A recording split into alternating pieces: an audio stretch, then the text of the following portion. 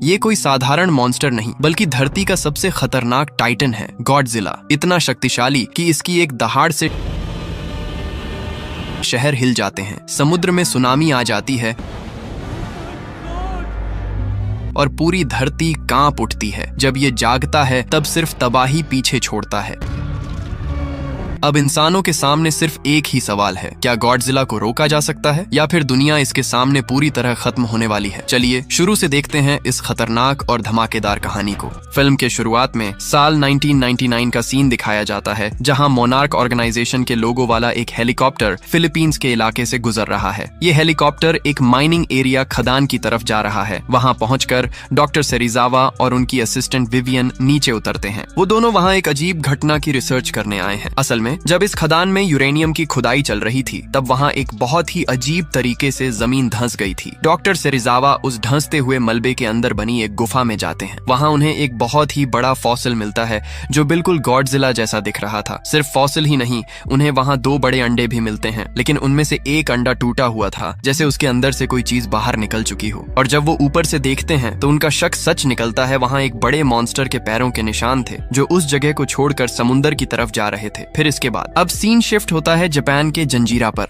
यहाँ जो ब्रोडी नाम का एक न्यूक्लियर प्लांट इंजीनियर सुबह सुबह काम पर जाने के लिए तैयार हो रहा है, लेकिन वो थोड़ा परेशान दिख रहा है। उसका बेटा फोर्ड ब्रोडी अपने पापा के बर्थडे के लिए कुछ तैयारियां कर रहा है और जो की पत्नी सैंड्रा उसे याद दिलाती है कि आज जो का बर्थडे है। जो और सैंड्रा दोनों ही जंजीरा के उसी न्यूक्लियर प्लांट में काम करते हैं। जब जो अपने ऑफिस पहुंचता है तो उसे एक रिपोर्ट मिलती है कि वहाँ कुछ अजीब तरीके के भूकंप महसूस किए गए हैं, बिल्कुल वैसे ही जैसे फिलीपींस में हुए थे। दूसरी तरफ सैंड्रा अपनी टीम के साथ प्लांट के अंदर चल रही इस अजीब हलचल की जांच कर रही होती है। जब जो इस पूरे मामले को समझने की कोशिश कर रहा होता है, तभी अचानक एक बहुत ही तेज भूकंप आता है। हालत खराब होते देख जो को मजबूरन प्लांट के सारे न्यूक्लियर जनरेटर्स बंद करने पड़ते हैं, लेकिन तब तक बहुत देर हो चुकी थी। सैंड्रा और उसकी टीम जहां जांच कर रही थी, वहां न्यूक्लियर रिएक्टर लीक होने लगता है। सैंड्रा और उसकी टीम अपनी जान बचाने के लिए वहां से भागती है। जो बहुत परेशान होकर सेफ्टी डोर के पीछे सैंड्रा का इंतजार कर रहा होता है, लेकिन तभी सैंड्रा का फोन आता है। वो जो से कहती है कि वो दरवाजा बंद कर दे, क्योंकि वो लोग अब बाहर नहीं निकल पाएंगे और अगर दरवाजा बंद नहीं किया तो पूरे शहर में न्यूक्लियर रेडिएशन फैल जाएगी। बहुत भारे मन और दुख के साथ जो को वो सेफ्टी डोर बंद करना पड़ता है और सैंड्रा उसी न्यूक्लियर लीक के अंदर फंस जाती है। जो अपनी आंखों के सामने अपनी पत्नी को रेडिएशन के बीच फंसे हुए देखता है और बिल्कुल टूट जाता है। बात यहीं खत्म नहीं होती, एक और तेज झटका आता है और न्यूक्लियर रिएक्टर का एक बड़ा हिस्सा गिरकर तबाह हो जाता है। इस तबाही का झटका पास के ही एक स्कूल तक पहुंचता है, जहां उनका बेटा फोर्ड पढ़ रहा था। फोर्ड खिड़की से देखता है कि उसके मम्मी पापा का न्यूक्लियर प्लांट धंस चुका है और पूरी तरह तबाह हो गया है। अब कहानी सीधे 15 साल आगे बढ़ती है। फोर्ड अब बड़ा हो चुका है और यूएस मिलिट्री में काम करता है। उसे 14 महीने की छुट्टी मिलती है और वो तुरंत अपने घर पहुंचता है। वहां उसकी पत्नी एल और उसका बेटा सैम उसका स्वागत करते हैं। जब फोर्ड अपनी पत्नी के साथ वक्त बिता रहा होता है, तभी एक फोन कॉल आता है जिसे सुनकर दोनों हैरान रह जाते हैं। फोन पर बताया जाता है कि फोर्ड के पापा यानी जो ब्रोडी को जापान की पुलिस ने अरेस्ट कर लिया है, क्योंकि उन्होंने न्यूक्लियर क्वारंटीन एरिया के बॉर्डर को पार किया था। ये सुनते ही फोर्ड फिर से टेंशन में आ जाता है। ये सुनकर फोर्ड तुरंत अपने पापा से मिलने के लिए जापान जाने की तैयारी शुरू कर देता है। जापान पहुंचकर फोर्ड टोक्यो के पुलिस स्टेशन से अपने पापा को छुड़ाता है। इसके बाद जो ब्रोडी अपने बेटे फोर्ड को जापान वाले अपने घर ले जाता है। घर के अंदर सब कुछ बहुत बिखरा हुआ और अजीब लग रहा था। फोर्ड देखता है कि घर की दीवारों पर 15 साल पहले हुए उस न्यूक्लियर प्लांट हादसे के पुराने अखबारों की कटिंग लगी हुई थी, जो आज भी उस तबाही के पीछे की सच्चाई जानने के लिए रिसर्च कर रहे थे। और यही वजह थी कि पुलिस ने उन्हें अरेस्ट किया था, क्योंकि वो बिना इजाजत के उस बंद किए गए न्यूक्लियर क्वारंटीन एरिया के अंदर घुस गए थे। फोर्ड अपने पापा को समझाने की कोशिश करता है और उन्हें अपने साथ वापस सैन फ्रांसिस्को चलने को कहता है। अगले दिन सुबह फोर्ड देखता है कि उसके पापा फोन पर किसी से बात कर रहे हैं। जब जो देखते हैं कि फोर्ड उठ गया है, तो वो उसे बताते हैं कि वो एक बार फिर से उस न्यूक्लियर प्लांट वाली जगह पर जाना चाहते हैं। फोर्ड उन्हें साफ मना कर देता है, लेकिन जो जिद पर अड़ जाते हैं। वो कहते हैं कि 15 साल पहले जो कुछ भी हुआ वो कोई नेचुरल डिजास्टर नहीं थी, बल्कि उसके पीछे कुछ और ही था। जो ने इस पर सालों रिसर्च की थी और उन्हें पक्का पता था कि वहाँ कोई अजीब चीज है। जो वहाँ वापस जाकर अपनी पुरानी डेटा डिस्क लाना चाहते थे, जिसमें वो सारा डेटा था जो उनकी इस बात को सच साबित कर सके। आखिरकार दोनों बाप बेटा जंजीरा के लिए निकल पड़ते हैं, जो 15 साल पहले हुए न्यूक्लियर लीक की वजह से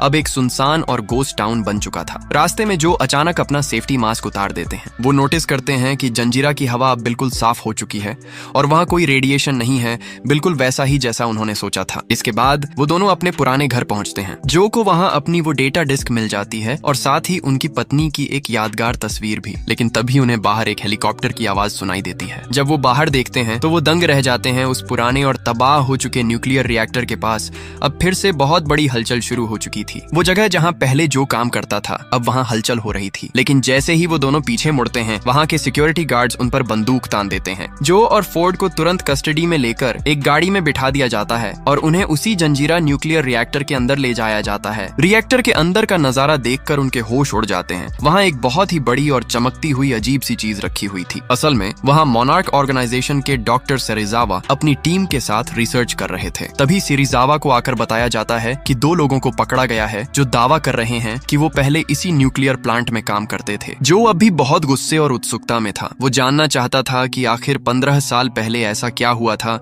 जिसने उसकी पत्नी की जान ले ली। जो उन्हें उन इलेक्ट्रोमैग्नेटिक वेव्स के बारे में बताता है जो उसने 15 साल पहले नोटिस की थी। सेरिजावा जब जो के उस पुराने डेटा को देखते हैं तो उन्हें एक बहुत बड़ी बात समझ आती है। वो जिस चीज पर रिसर्च कर रहे हैं वो असल में इस न्यूक्लियर रिएक्टर को खा रही है। तभी सडन एक बार फिर से तेज झटके आने लगते हैं।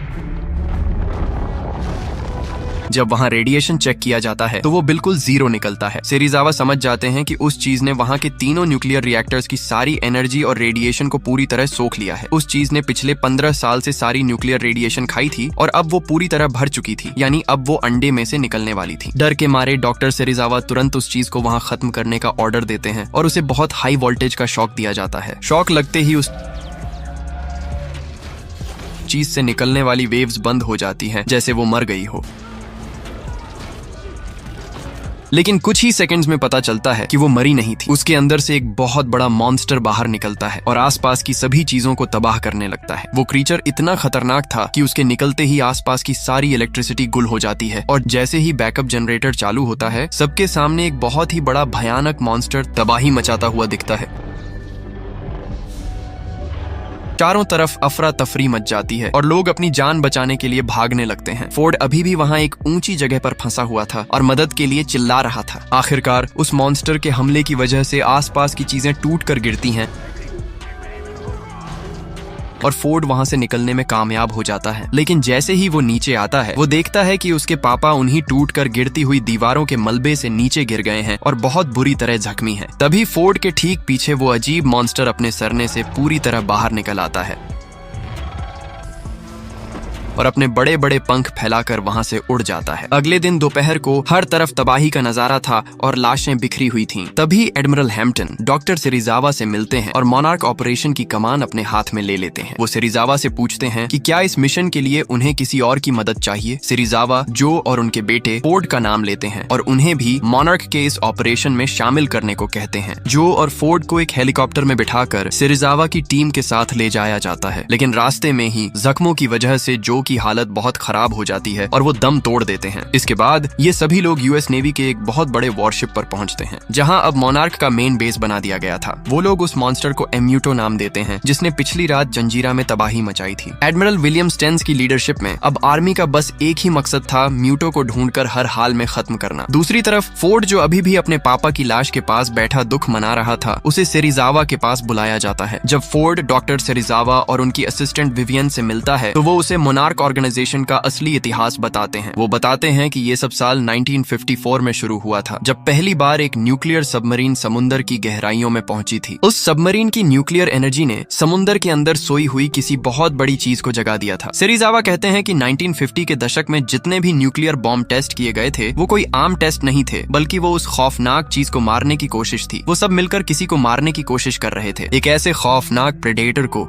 जो इंसानों से भी लाखों करोड़ों साल पुराना है। ये जीव रेडियो एक्टिव रेडिएशन को अपना खाना बनाता है। लेकिन जैसे जैसे धरती की सतह पर रेडिएशन कम होने लगी, ये मॉन्स्टर समुंदर की गहराइयों और जमीन के बहुत नीचे छिप गई ताकि वो धरती के कोर से निकलने वाली रेडिएशन को सोख कर जीवित रह सके। इन्हीं सब बातों के पता चलने के बाद मोनार्क ऑर्गेनाइजेशन की शुरुआत हुई थी और उन्होंने इस मेगा मॉन्स्टर को नाम दिया गॉडजिला। इसके बाद डॉक्टर सेरिजावा समझाते हैं कि 15 साल पहले उन्हें फिलीपींस की खदान में एक और बड़े जानवर का फॉसिल मिला था जो दिखने में बिल्कुल गॉडजिला जैसा ही था, लेकिन वो मॉन्स्टर बहुत पहले ही मारा जा चुका था और उसे उन्हीं बड़े अंडों ने मारा था। वहाँ 2 अंडे थे जिनमें से एक तो बिल्कुल डेड था, लेकिन दूसरा टूट गया जब माइनिंग टीम ने गलती से उस जगह की खुदाई कर दी। अंडे से निकलने के बाद उस क्रीचर ने अपने सबसे पास के न्यूक्लियर सोर्स को ढूंढा, जो कि जंजीरा का न्यूक्लियर प्लांट था जहाँ फोर्ड के पापा काम करते थे। उसके बाद वो क्रीचर वहाँ 15 साल तक एक प्यूपा बनकर रहा और अंदर ही अंदर सारी रेडियो एक्टिव एनर्जी को सोखता रहा ताकि वो बड़ा हो सके, और आखिरकार अब वो बाहर निकल आया। ये सुनकर फोर्ड पूछता है कि जब वो एक प्यूपा की तरह वहाँ था तो मोनार्क ने उसे तभी क्यों नहीं मार दिया। इस पर विवियन बताती है कि वो क्रीचर न्यूक्लियर रिएक्टर से सारी रेडिएशन सोख कर बैठा था। अगर वो उसे तब मारते तो बहुत बड़ा न्यूक्लियर ब्लास्ट हो सकता था जिससे लाखों लोगों की जान खतरे में पड़ जाती। इसीलिए उन्होंने उसे बस वहाँ कैद रखा और उस पर रिसर्च करते रहे ताकि उसे समझ सकें। वो मॉन्स्टर अपने आसपास की इलेक्ट्रिसिटी को असर दे सकता था, लेकिन मोनार्क को ये नहीं पता था कि वो एक बहुत बड़ा इलेक्ट्रोमैग्नेटिक पल्स अटैक भी कर सकता है, बिल्कुल वैसा ही जैसा फोर्ड के पापा जो ने 15 साल पहले नोटिस किया था। अब सेरिज़ावा की टीम फोर्ड से पूछती है कि उसके पापा ने अपनी रिसर्च में और क्या क्या ढूंढा था, लेकिन फोर्ड जवाब देता है कि उसे इस बारे में कुछ नहीं पता क्योंकि वो हमेशा से अपने पापा को पागल समझता था। लेकिन अब उसे एहसास हो रहा है कि उसके पापा बिल्कुल सही थे। तभी फोर्ड को याद आता है कि उसके पापा ने एक बार बताया था कि वो क्रीचर एक अजीब तरीके की बायोसोनर वेव्स निकालता है, जैसे कि वो किसी से बात कर रहा हो या किसी दूसरे मॉन्स्टर को बुला रहा हो। डॉक्टर सेरिज़ावा कहते हैं कि जो को जरूर कोई ऐसा डेटा मिला होगा जो इस बात को साबित करे कि कोई दूसरा मॉन्स्टर उसकी इस आवाज का जवाब दे रहा है, और अब वो लोग उसी जवाबी सिग्नल को ढूंढने की कोशिश कर रहे हैं। फोर्ड को डर है कि अगर म्यूटो को जल्द से जल्द नहीं रोका गया तो बहुत बड़ा अनर्थ हो जाएगा, लेकिन सेरिज़ावा जवाब देते हैं कि कुदरत के पास अपना एक बैलेंस होता है और इस बैलेंस को वापस लाने के लिए उन्हें पूरा यकीन है कि गॉडजिला ही वो क्रीचर है जो धरती पर फिर से संतुलन लाएगा। वैसे मैं बता दूं कि म्यूटोस का मतलब जायंट पैरासिटिक मॉन्स्टर्स हैं जो डिस्ट्रक्शन फैलाते हैं। इसके बाद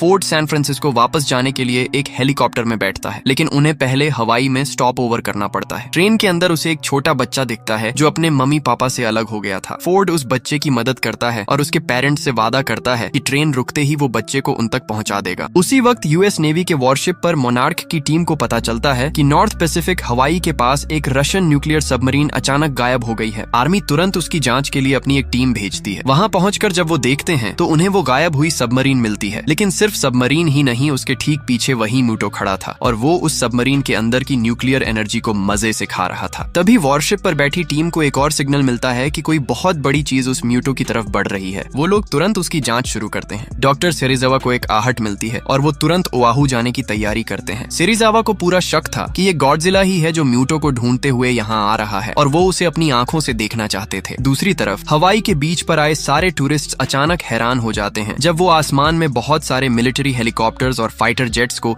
एक साथ उड़ते हुए देखते हैं। किसी को समझ नहीं आ रहा था कि आखिर चल क्या रहा है। दूसरी तरफ फोर्ड जो अभी ट्रेन के अंदर था वो भी खिड़की से इन फाइटर जेट्स को उड़ते हुए देखता है। ये सारे प्लेन्स म्यूटो पर हमला करने की तैयारी कर रहे थे, लेकिन जैसे ही वो अटैक करने वाले होते हैं म्यूटो जोर से अपना पैर जमीन पर पटकता है और एक बहुत ही खतरनाक इलेक्ट्रोमैग्नेटिक पल्स वेव छोड़ता है। इस वेव की वजह से आसपास की सारी इलेक्ट्रिसिटी गुल हो जाती है और सारे फाइटर प्लेन्स काम करना बंद कर देते हैं। पूरे शहर की बिजली चली जाती है और यहाँ तक कि जिस ट्रेन में फोर्ड बैठा था वो भी वहीं रुक जाती है। उसी वक्त मोनार्क के वॉरशिप पर बैठे लोग समुंदर के अंदर से एक दूसरे बड़े मॉन्स्टर के आने का सिग्नल नोटिस करते हैं। डॉक्टर सेरिज़ावा अपने टेलीस्कोप से देखते हैं कि समुंदर के अंदर एक बहुत ही विशालकाय चीज उन्हीं की तरफ बढ़ रही है। वो क्रीचर उनके शिप से टकराता नहीं है, बल्कि उनके शिप के ठीक नीचे से डाइव लगाकर हवाई की तरफ निकल जाता है। वो मॉन्स्टर इतना बड़ा था कि उसके समुंदर से निकलते ही एक बहुत भयानक सुनामी उठ जाती है और बीच पर मौजूद लोग अपनी जान बचाने के लिए भागने लगते हैं। फिर स्क्रीन पर एक बेहद विशालकाय और खौफनाक मॉन्स्टर का नजारा दिखता है जो शहर की तरफ बढ़ रहा था। थोड़ी देर बाद जब शहर की बिजली वापस आती है तो लोग देखते हैं कि म्यूटो पहले से ही शहर के बीचों बीच खड़ा है। हर तरफ डर और खौफ का माहौल बन जाता है और मिलिट्री उस पर लगातार फायरिंग शुरू कर देती है। म्यूटो गुस्से में उसी ट्रेन पर हमला कर देता है जिसमें फोर्ड बैठा था, जिससे वहां बहुत तबाही मचती है।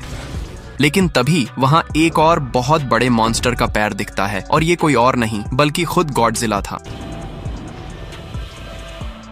अगले दिन दोपहर को पूरा शहर तबाह हो चुका था। फोर्ड किसी तरह उस छोटे बच्चे को बचाकर उसके मम्मी पापा तक पहुंचाने में कामयाब हो जाता है। वहाँ फोर्ड नोटिस करता है कि आर्मी के बहुत सारे जवान इन मॉन्स्टर्स का शिकार करने के लिए तैयार खड़े हैं। अब सीन समुद्र का दिखता है, जहाँ बहुत सारे नेवी वॉरशिप्स गॉडजिला के साथ साथ चल रहे हैं, जैसे उसे एस्कॉर्ट कर रहे हों। उधर वॉरशिप के अंदर मोनार्क की टीम को एक बहुत बड़ी बात समझ आती है, वो ये कि म्यूटो गॉडजिला से बात नहीं कर रहा था, बल्कि वो किसी तीसरे मॉन्स्टर से कम्युनिकेट करने की कोशिश कर रहा था। ये बात समझते ही डॉक्टर सेरिजावा तुरंत नेवाडा के इलाके में सर्च करने का ऑर्डर देते हैं, क्योंकि उन्हें याद आता है कि जब उन्हें पुराने अंडे मिले थे, एक अंडा तो पहले ही डेड हो चुका था, लेकिन दूसरा अंडा जो बच गया था उसे उन्होंने नेवाडा में सुरक्षित रखा था। वो लोग तुरंत नेवाडा की तरफ भागते हैं, क्योंकि वहाँ अमेरिका का एक बहुत बड़ा न्यूक्लियर वेस्ट स्टोरेज फैसिलिटी था। जब आर्मी के जवान नेवाडा की उस फैसिलिटी पर पहुंचते हैं तो उन्हें वहाँ एक अजीब चीज मिलती है। एक न्यूक्लियर वेस्ट स्टोरेज टैंक के अंदर एक बहुत बड़ा सुरंग बना हुआ था। किसी चीज ने उसे पूरी तरह तोड़ दिया था और वहाँ रखा सारा न्यूक्लियर वेस्ट खा गई थी। फिर थोड़ी दूरी पर उन्हें एक और म्यूटो दिखता है जो लास वेगस शहर की तरफ बढ़ रहा था। वो म्यूटो जैसे ही लास वेगस से गुजरता है, पूरा शहर तबाह हो जाता है। लेकिन इस बार एक ट्विस्ट था, ये दूसरा म्यूटो पहले वाले से साइज में काफी बड़ा था, पर इसके पास पंख नहीं थे। मोनार्क की टीम तुरंत समझ जाती है कि ये दोनों अलग अलग जेंडर के हैं, यानी पिछले कुछ दिनों से जो बायोसोनार सिग्नल्स चल रहे थे वो असल में एक मेल और फीमेल म्यूटो के बीच का मिलने का इशारा था। अब ये दोनों मॉन्स्टर्स आसपास के सबसे बड़े न्यूक्लियर सोर्स को ढूंढ रहे थे, ताकि वहां जाकर अपने अंडे दे सकें और अपनी आबादी बढ़ा सकें। मोनार्क के बड़े ऑफिसर एक प्लान बनाते हैं। वो चाहते हैं कि एक न्यूक्लियर बॉम्ब के जरिए इन दोनों म्यूटोज और गॉडजिला को एक जगह लाया जाए और फिर ब्लास्ट करके तीनों को एक साथ खत्म कर दिया जाए। लेकिन डॉक्टर सेरिजावा इस प्लान को बिल्कुल पागलपन बताते हैं, क्योंकि ये मॉन्स्टर्स तो रेडिएशन को ही अपना खाना बनाते हैं, उन पर बॉम्ब गिराने से वो और ताकतवर हो जाएंगे। सेरिजावा कहते हैं कि ये काम गॉडजिला पर छोड़ देना चाहिए, क्योंकि वो कुदरत का बैलेंस बनाने के लिए ही आया है। लेकिन एडमिरल स्टेन्स इस बात को साफ मना कर देते हैं। वो हाथ पर हाथ धरे बैठने को तैयार नहीं थे और हर हाल में एटम बॉम्ब से मॉन्स्टर्स को उड़ाने का फैसला करते हैं। दूसरी तरफ फोर्ड अब कैलिफोर्निया पहुंच चुका है, जहां वो दूसरी फीमेल म्यूटो को सैन फ्रांसिस्को की तरफ बढ़ते हुए देखता है। वहीं फोर्ड नोटिस करता है कि मिलिट्री एक ट्रेन के जरिए न्यूक्लियर वॉरहेड्स को सैन फ्रांसिस्को ले जा रही है। फोर्ड के पास बॉम्ब डिफ्यूज करने और उन्हें हैंडल करने की खास मिलिट्री ट्रेनिंग थी, इसीलिए वो उन बॉम्ब्स को हैंडल करने की परमिशन मांगता है, ताकि वो इस बहाने सैन फ्रांसिस्को पहुंच सके और अपनी फैमिली से मिल सके। फोर्ड तुरंत सैन फ्रांसिस्को में रह रही अपनी पत्नी को फोन करता है, जो इस वक्त बहुत डरी हुई थी। वो उसे समझाता है कि वो कल सुबह तक हर हाल में सैन फ्रांसिस्को पहुंच जाएगा और उन्हें लेकर किसी सेफ जगह पर निकल जाएगा। वो अपनी पत्नी को ये भी बताता है कि मिलिट्री इन मॉन्स्टर्स को न्यूक्लियर बॉम्ब से उड़ाने की तैयारी कर रही है। इसके बाद फोर्ड उस ट्रेन में सवार हो जाता है जो न्यूक्लियर बॉम्ब्स लेकर जा रही थी। बाहर का नजारा देखकर लग रहा था कि पूरी दुनिया में तबाही मचने वाली है। हर तरफ अफरा तफरी थी और लोग मॉन्स्टर्स के रास्ते से दूर भागने की कोशिश कर रहे थे। उधर मोनार्क के बेस पर डॉक्टर सेरिजावा अब भी एडमिरल स्टेन्स को न्यूक्लियर बॉम्ब यूज न करने के लिए समझा रहे थे, लेकिन स्टेन्स कोई रिस्क नहीं लेना चाहते थे, क्योंकि वो और ज्यादा लोगों की जान खतरे में नहीं डाल सकते थे। रास्ते में अचानक बॉम्ब ले जा रही ट्रेन को रुकना पड़ता है, क्योंकि उन्हें आगे एक बड़ा धमाका दिखता है। आर्मी के जवान जांच करने के लिए एक टनल के अंदर जाते हैं, ताकि ये चेक कर सकें कि आगे का रास्ता सेफ है या नहीं। उन्हें दिखता है कि ट्रैक तो ठीक है, लेकिन उनके ठीक पीछे अंधेरे में कोई अजीब चीज हिल रही थी, जिस पर उनका ध्यान नहीं जाता। ट्रेन जैसे ही दोबारा आगे बढ़ती है, तभी अचानक अंधेरे से निकलकर वही फ्लाइंग म्यूटो उन पर हमला कर देता है। उस म्यूटो का मेन टारगेट वही न्यूक्लियर बॉम्ब्स थे और वो उन बॉम्ब्स को छीन कर खाने लगता है। इस हमले के दौरान फोर्ड ट्रेन से नीचे एक नदी में गिर जाता है और वो बस बेबस होकर ये सब देखता रह जाता है। अगले दिन सुबह जब फोर्ड को होश आता है तो वो देखता है कि कुछ मिलिट्री हेलीकॉप्टर्स बचे हुए बॉम्ब्स को लेकर जा रहे हैं। कुछ जवानों की नजर जख्मी और लथपथ फोर्ड पर पड़ती है और वो तुरंत उसे रेस्क्यू करके हेलीकॉप्टर में बिठा लेते हैं। मिलिट्री का प्लान अब ये था कि वो बचे हुए न्यूक्लियर बॉम्ब टाइमर को सैन फ्रांसिस्को की खाड़ी में ले जाए, ताकि की रेडिएशन से म्यूटो को समुद्र के बीचों बीच बुलाया जा सके और वहां ब्लास्ट किया जा सके। पूरे शहर को खाली करवाया जा रहा था। फोर्ड की पत्नी एल अपने बेटे सैम को एक सेफ इवैक्यूएशन बस में बिठा देती है, लेकिन वो खुद एक नर्स होने के नाते वहीं रुककर लोगों की मदद करने का फैसला करती है। तभी मोनार्क की टीम को उन मॉन्स्टर्स के आने का सिग्नल मिलता है। गॉडजिला एक बहुत बड़े ब्रिज के पास से गुजरने वाला होता है। उसी वक्त उस पुल पर बहुत सारी बसेस खड़ी थीं जो लोगों को वहां से निकाल रही थीं, और उन्हीं में से एक बस के अंदर फोर्ड का बेटा सैम भी बैठा था। मिलिट्री तुरंत पुल पर अपने टैंक्स तान देती है, ताकि अगर गॉडजिला कोई हमला करे तो उसे रोका जा सके। तभी दूर से गॉडजिला पुल की तरफ बढ़ता हुआ दिखता है। हर तरफ अफरा तफरी मच जाती है और जिस बस में सैम बैठा था उसका ड्राइवर तेजी से पुल को पार करने की कोशिश करता है। गॉडजिला पुल को बीच से तोड़ते हुए आगे निकल जाता है और खुशकिस्मती से सैम वाली बस सही सलामत दूसरी तरफ निकल जाती है। अब मिलिट्री अपने न्यूक्लियर बॉम्ब को एक्टिव करने की तैयारी कर रही होती है, लेकिन तभी एक और जोरदार इलेक्ट्रोमैग्नेटिक पल्स अटैक होता है। पूरे शहर की बिजली गुल हो जाती है और सारी गाड़ियां बंद पड़ जाती हैं। यहाँ तक कि आसमान में उड़ते हुए मिलिट्री के फाइटर प्लेन्स भी नीचे गिरने लगते हैं। तभी वहां फ्लाइंग म्यूटो आकर तबाही मचाना शुरू कर देता है और जो न्यूक्लियर बॉम्ब मिलिट्री ने रखा था उसे उठाकर ले जाता है। उसी वक्त शहर में एक काला धुआं फैल जाता है और उस धुंध के पीछे से दूसरी फीमेल म्यूटो बाहर निकलती है। सैन फ्रांसिस्को के बीचों बीच दोनों म्यूटो एक दूसरे से मिलते हैं। छोटा मेल एम्यूटो वो न्यूक्लियर बॉम्ब उस बड़ी फीमेल म्यूटो को सौंप देता है और वो फीमेल म्यूटो उन बॉम्ब्स के पास जमीन में एक बड़ा गड्ढा खोदने लगती है ताकि वहां अपने अंडे दे सके। जब मिलिट्री को पता चलता है कि न्यूक्लियर बॉम्ब अब शहर के बिल्कुल सेंटर में है और इससे लाखों लोगों की जान को खतरा है, तो वो तुरंत फोर्ड और उसकी टीम से मदद मांगते हैं। उनका मिशन था कि या तो बॉम्ब को मैन्युअली डिफ्यूज किया जाए या फिर उसे शहर से दूर समुंदर की तरफ ले जाया जाए। फोर्ड और उसकी टीम एक मिलिट्री प्लेन से शहर के सेंटर की तरफ निकल पड़ते हैं जहां म्यूटो ने बॉम्ब रखा था। उधर शहर में मेल म्यूटो गॉडजिला का रास्ता रोक लेता है और उन दोनों के बीच एक भयानक लड़ाई शुरू हो जाती है। दूसरी तरफ फोर्ड और उसकी टीम प्लेन से उस जगह पर पहुंचकर नीचे स्काई डाइव लगा देते हैं जहां मॉन्स्टर्स आपस में लड़ रहे थे। एक तरफ मेल म्यूटो और गॉडजिला के बीच लड़ाई चल रही थी और दूसरी तरफ फोर्ड और उसकी टीम उस बॉम्ब वाली जगह पर पहुंचने की कोशिश कर रही थी। जब वो वहां पहुंचते हैं तो वो देखते हैं कि फीमेल म्यूटो उस न्यूक्लियर बॉम्ब के पास बैठकर अपने अंडों को सह रही है। तभी धुंध के पीछे से गॉडजिला बाहर निकलता है और फीमेल म्यूटो की तरफ बढ़ता है। गॉडजिला को देखकर फीमेल म्यूटो गुस्से में उस पर हमला कर देती है। इस मौके का फायदा उठाकर फोर्ड और उसकी टीम चुपके से उस न्यूक्लियर बॉम्ब के पास पहुंच जाते हैं। अब एक तरफ गॉडजिला और फीमेल म्यूटो के बीच भयानक लड़ाई शुरू हो जाती है और दूसरी तरफ फोर्ड और उसके साथी उस गड्ढे के अंदर घुसते हैं जहां उन्हें म्यूटो के हजारों अंडे दिखते हैं। उधर गॉडजिला अब अकेला पड़ गया था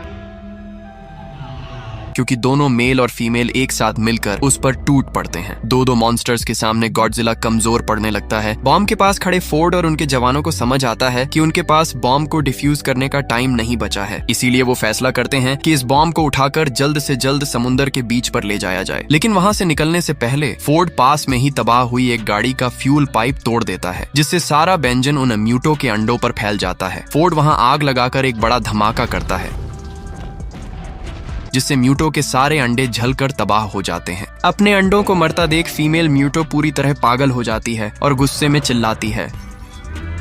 तभी गॉडजिला के शरीर पर एक अजीब सी नीली रोशनी चमकती है। गॉडजिला अपने मुंह से एक भयानक एटॉमिक ब्रेथ निकालता है और सीधे फीमेल म्यूटो पर अटैक करता है।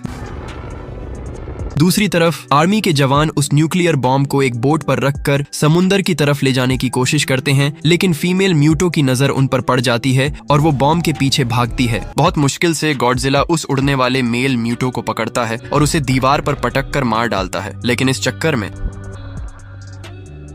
पास की एक बिल्डिंग टूटकर खुद गॉडजिला के ऊपर गिर जाती है। फोर्ड देखता है कि गॉडजिला थककर और जख्मी होकर वहां गिर गया है और उसमें बिल्कुल जान नहीं बची है। उधर बीच पर बचे हुए मिलिट्री के जवान फीमेल म्यूटो के हमले से खुद को बचाने की कोशिश कर रहे थे। जब सब लोग इस अफरा तफरी में बिजी थे, तभी फोर्ड उस बोट पर चढ़ता है और बॉम्ब वाले शिप को ऑटोमेटिक मोड पर डालकर समुद्र की तरफ रवाना कर देता है। लेकिन तभी म्यूटो के ईएमपी अटैक की वजह से शिप का इंजन अचानक बंद हो जाता है। जैसे ही फीमेल म्यूटो फोर्ड पर अटैक करने के लिए आगे बढ़ती है, तभी पीछे से गॉडजिला आकर उस फीमेल म्यूटो की गर्दन पकड़ लेता है। दोनों के बीच आखिरी और भयानक लड़ाई होती है और गॉडजिला उस फीमेल म्यूटो का मुंह खोलकर सीधे उसके गले के अंदर अपनी एटॉमिक ब्रेथ डाल देता है। इस खतरनाक अटैक से फीमेल म्यूटो का सिर धड़ से अलग हो जाता है और वो वहीं ढेर हो जाती है। उधर बॉम्ब वाला शिप अब दोबारा स्टार्ट हो जाता है और फोर्ड के साथ समुद्र की तरफ बढ़ने लगता है, लेकिन तभी फोर्ड थककर वहां बेहोश हो जाता है। बॉम्ब का टाइमर अभी भी चल रहा था और ब्लास्ट का टाइम बिल्कुल पास था। तभी आसमान से एक मिलिट्री हेलीकॉप्टर आता है और उसकी रोशनी फोर्ड पर पड़ती है। जवान तुरंत नीचे आकर फोर्ड को रेस्क्यू करते हैं और हेलीकॉप्टर में ऊपर ले जाते हैं। फिर अगले ही पल समुद्र के बीचों बीच एक बहुत ही भयानक परमाणु धमाका होता है। अगले दिन दोपहर को शहर के बीचों बीच गॉडजिला का विशालकाय शरीर बिल्कुल शांत और बेजान पड़ा पड़ा हुआ दिखता है। दूसरी तरफ फोर्ड को एक रेस्क्यू कैंप में लाया जाता है जहां वो बहुत परेशान होकर अपनी पत्नी एल को ढूंढ रहा होता है। उधर डॉक्टर सेरिजावा भी दुख के साथ गॉडजिला की उस बेजान बॉडी को देख रहे होते हैं। लेकिन तभी एक चमत्कार होता है। गॉडजिला धीरे धीरे अपनी आंखें खोलता है, यानी वो अभी भी जिंदा था। रेस्क्यू कैंप में आखिरकार फोर्ड अपनी पत्नी एल से मिल जाता है और उनका पूरा परिवार फिर से एक हो जाता है। कैंप में मौजूद सभी लोग देखते हैं कि गॉडजिला खड़ा होता है और धीरे धीरे चलते हुए वापस समुंदर की तरफ बढ़ने लगता है। पूरे शहर के लोग खुशी से झूम उठते हैं और गॉडजिला को किंग ऑफ द मॉन्स्टर्स और अपना जान बचाने वाला हीरो मानते हैं। गॉडजिला समुंदर के पानी में डूब जाता है और अपने घर वापस चला जाता है। और इसी के साथ गॉडजिला फिल्म की ये कहानी यहीं खत्म होती है। दोस्तों, उम्मीद है आपको ये वीडियो पसंद आई होगी। ये फायर वाला इमोजी कमेंट करना ना भूले ताकि मुझे पता चले कि आपने वीडियो एंड तक देखा है।